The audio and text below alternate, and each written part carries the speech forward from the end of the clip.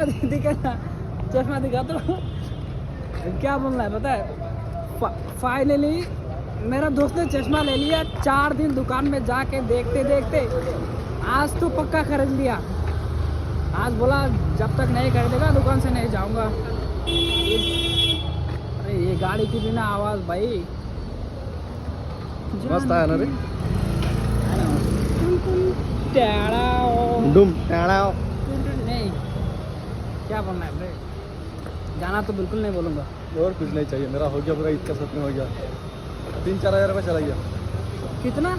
ये देख, ये वाला खड़ा ये चश्मा 1000 रुपया में लिया, 1000 से लिया है।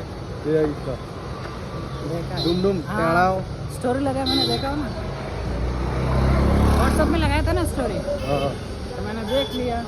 कल बेल्ट लिया 500 का, 5.5, ये भी 500 का लिया बेल्ट। सोच अगर ये चश्मा मेरे हाथ से गिर जाए तो क्या करेगा? तेरे को गिरा देगा मैं। अरे तो मेरा दोस्त है, चश्मा झूठ के ले लूंगा दुकान से। साला उधर गाड़ी के नीचे फेंकने का प्लान बनाएगा और क्या।